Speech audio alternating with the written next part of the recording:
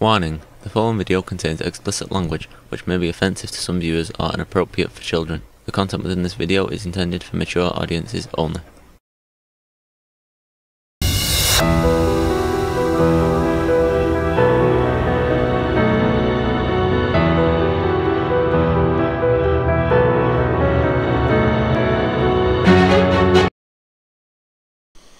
Hello and welcome to this video.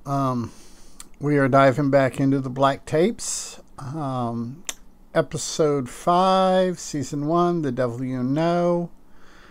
This video may run a little bit long because I'm going to try to finish out this episode. So depending on how much I break in with commentary, depending on how much I blah blah blah blah yada yada yada, depends on how long this video is going to be. But a reminder that on the weekends, Saturday and Sunday, I post I post one video each day, but it's a full episode of Welcome to Night Vale. And as serious as Black Tapes is, in the super occult, parallel universe, horror type things, mysterious supernatural stuff, Night Vale is its comedic counterpart. So if you like good comedy horror, check out Welcome to Night Vale, and you may want to watch Alien 4 Resurrection. Or Alien Resurrection, fourth of the Ellen Ripley quadrilogy. So, without further ado, let's get into the Black Tapes. So, do you think they're lying? That they actually have the recording? I'm not sure. Wouldn't it be in the church's best interest to have that out there? The church in their best interest is never... I don't think the church has ever acted in their best interest. I think they've acted in the best interest of the people in power at the time. I don't think they've ever considered the entire church as a whole. If I was the Pope, I'd want all these videos up on YouTube. It is good marketing, the church using the fear of Satan to push their agenda. So why would they deny it? Why hide it? I don't know. Let's go back to Father Vincent. Maybe it's not all on the up and up. He knows more than he let on. There has to be a copy floating around somewhere. Because, you know, people are gonna see something like that, especially if you work for the Vatican or any job where you're doing something like that, and there's a bit of something that comes through, you're like, I'm making me a copy. It's like, makes me wonder, right?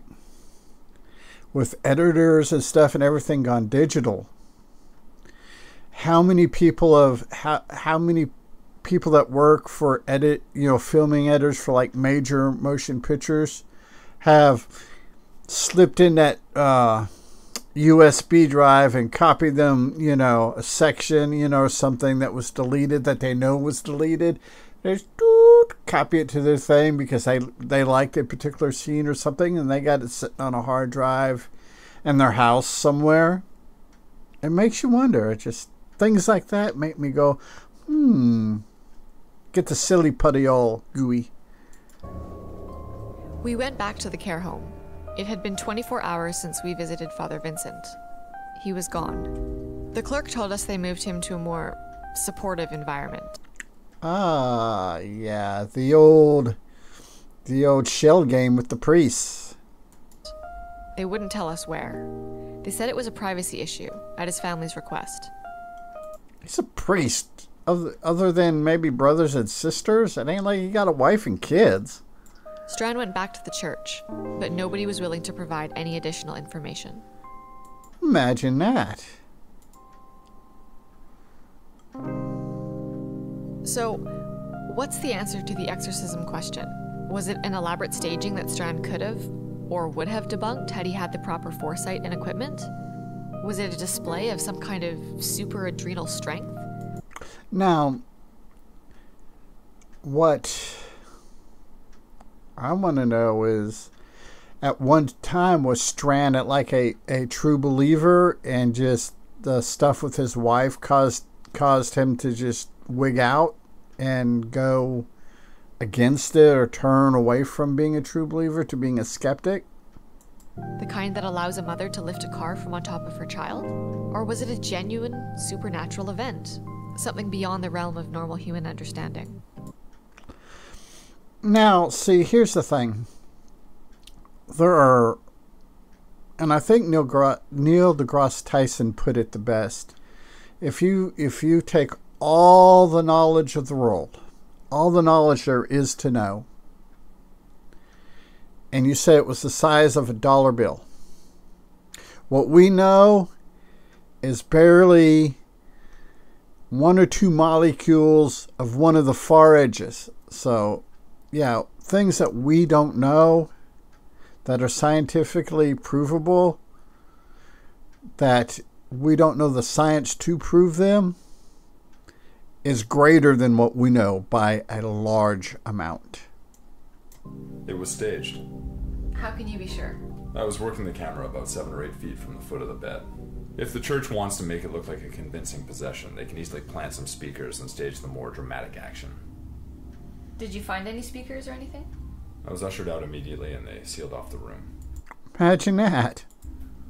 So, do you think the girl was involved? And the others? I don't know about the girl, but I'm pretty sure those men were in on it. They'd have to be. That would mean an extremely elaborate setup. To what end? Well, if this tape leaked, it could have convinced untold numbers of people that the devil is real. To the church, generating that level of interest would be more than worth the price of staging an exorcism. Yeah, it could be. And sometimes if you have something and you intentionally leak it, it has more power.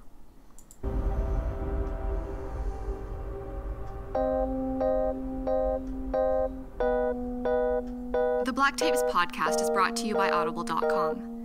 Get a free audiobook download. And we'll go ahead and skip the audio. Okay, we're back on the other side of the Audible commercial, and we continue. Here's what we think we know about the disappearance of Coralie Strand. She vanished from the side of the highway in 1997, close to the place she and Strand had stopped for gas. They were on their way down the coastal highway to Big Sur. Strand disappeared for 5 days after filing the police report. He was a person of interest, and some, including Strand himself, would say he was the prime suspect. Coralie's parents remained suspicious of Strand, and his own daughter apparently disowned him when he returned home after his 5-day trip.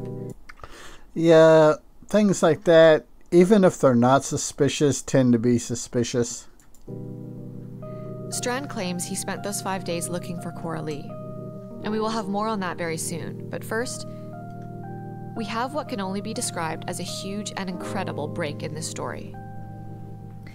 Okay, I'm on the phone with my producer Nick. He's been researching every Black Tape case and doing his best to speak with everyone involved, even peripherally with Richard Strand and the Strand Institute. How would you describe this recent development? What did you find? Well, I'd describe...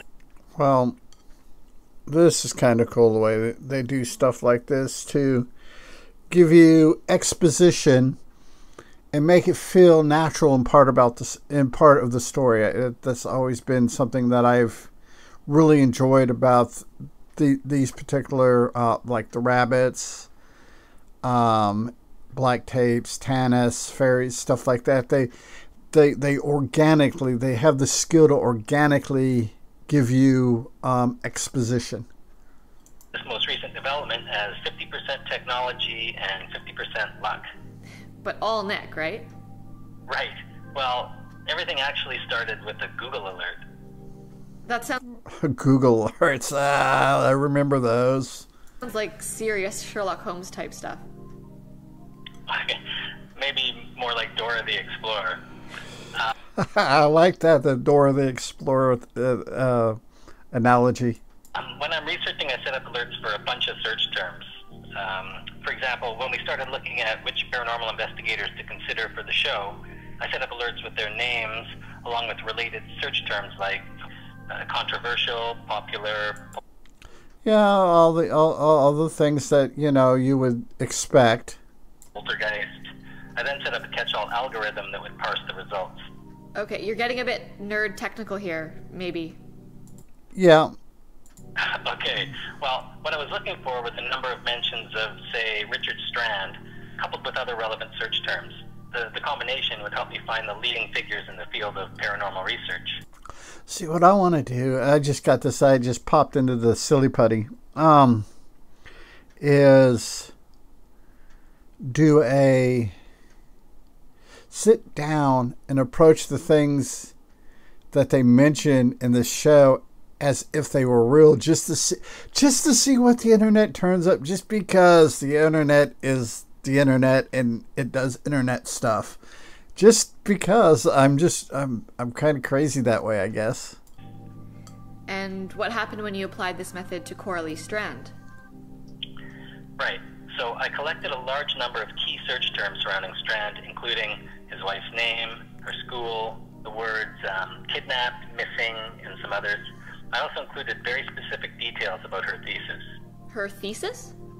Apparently she'd been putting off grad school. She became a pretty successful writer during the first year of her program. Interesting. That's a new wrinkle. And her friends told me that she just couldn't find the time to finish. It was Strand who finally suggested if she didn't do it then, she might never get around to it. So Strand was encouraging her in her academia pursuits. What was it about, her thesis? The illusion of permanence in art and culture.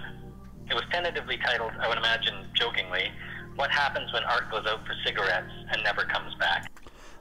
That would be a cool title for a book, to be honest with you. Okay. So you set up your search algorithm and pointed it in Coralie's direction. Yes. And what did you find? Well, I found us. You found That's kind of spooky, scary. us? Yeah, Could you explain? of course. So, as most of our listeners are aware, we both came to this podcast from a rather popular national radio show called Pacific Northwest Stories. As you know, on PNWS, you and I produced more than 100 episodes. One of them was called Sounds Like America and featured a segment called Love on Tape. Interesting. Very, very interesting how they tie into other podcasts they're doing. It's kind of like a Mobius strip almost. Found audio on the topic of love. Yeah, that was a very popular episode. Right? Imagine my surprise when the transcript of an episode of Pacific Northwest Stories that you and I helped produce 4 years ago pinged my search algorithm at 94%. Uh-oh, this is getting weirder. That sounds high? It is. It means at least 3 or more unique search terms on the same web page. What were the search terms? In this case, the name Coralie, the term apocryphenia, which is the title of one of Coralie Strand's published papers, and the title of her first book, Watchwords. Okay, so what does all this mean? Right. I'm going to have to take you back to 1990. Uh-oh, this is getting deep and thick real fast. 1997. A triathlete named Carl Harrison was training for a race. Carl was great in the water and not a bad runner, but he struggled with cycling. He committed to spending 6 months working on nothing but the bike, and he was in the middle of a training run when he stopped to fix a flat tire. Uh-oh. This can't be good. While he was fixing the tire, he found a tiny audio cassette voice recorder. You know, the type that were popular in the 90s for dictating notes and speeches. And I had one of those. It was kind of like, it was like, really, it wasn't that big. It was kind of cool I have, because I used it, because it was a novelty. I got it somewhere. It was given to me or something. And I used it for, like, making reminders, like to go to the store and get eggs or something like that. whatever. I know a few songwriters who use them to, to take down ideas for songs. Anyway, Harrison picked up the recorder and took it home. He ended up buying a 3-pack of new tapes and tossed that original tape into a junk drawer. He told me that for some reason, he just couldn't bring himself to throw that original tape away. I think I'd be the same way. I don't know if I would listen to it or not, or if I would just... I don't know. 15 years later, his daughter found it, listened to it, and sent it to Pacific Northwest Stories because she heard the host asking for found audio. Wait, are you telling me that we played audio of Coralie Strand from a tape recorded right around the time she disappeared in 1997? Now that is kind of spooky. Yeah, it would appear that we did. How did we miss this? Well, it was 4 years ago. That particular tape was actually a very small part of that show, and the searchable transcripts from those early episodes were just put online last week. That is kind of creepy. Tell me you managed to find the recording. What do you think? In this show, there's no telling. We'd like to thank Christina Rains at Pacific Northwest Stories for helping us track down this audio. The tape had long since deteriorated, so this clip is taken from a digitized copy in their archives. Sadly, they didn't digitize the entire tape, only the section used on the show. The next voice you hear is going to be Coralie Strand. I'd like to talk about love. My goal is to explore the role of love in cultural prosperity. Is there a correlation between our attitude towards monogamy and spirituality and cultural extinction? It's not dissimilar to the thesis of watchwords and not really far removed from what I was trying to say with apocryphenia. That is really interesting. I was reading Louise Pearson's recent article on honeybees. She said something interesting about directional mating patterns. What if love is like a honeybee? Are we meant to be monogamous?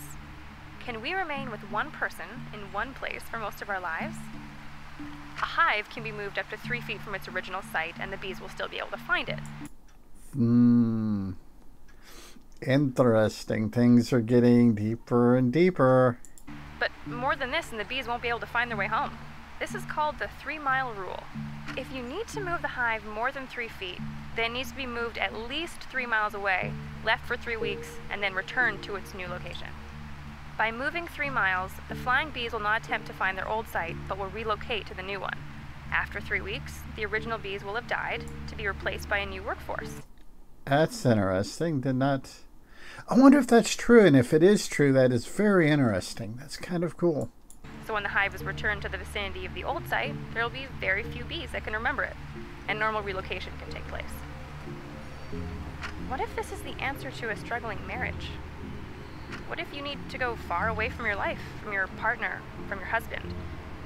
Most of us stray within the 3-foot area, metaphorically anyway.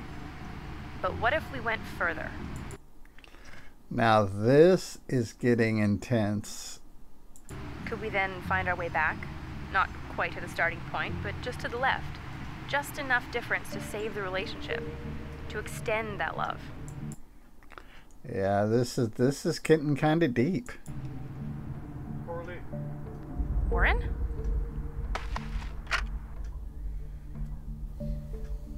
Oh my god, it was the thing about the bees. I remember I loved that segment. Me too. This is it's crazy.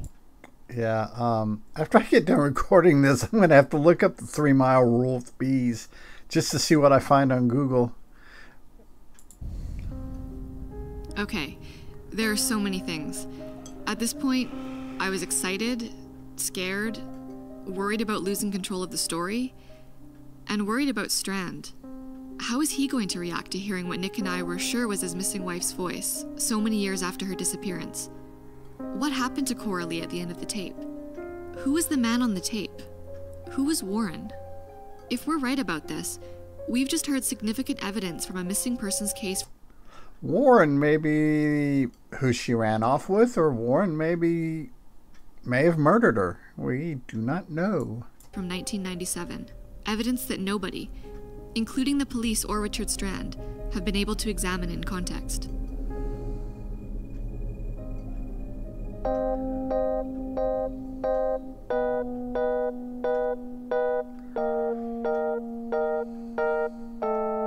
I spoke with Nick, and we both agreed that the first step would be to share the tape with Strand. Yeah, You'll hear Strand's reaction to that recording, and a whole lot more, next week. I tell you what, you talk about an intense ending to an episode. Wow. Yeah. Yeah, this is going to be an extremely long episode. So until next time, people, remember, be a good human. Be good to other humans. Peace. Hey, it's 10 p.m. Do you know where your children are?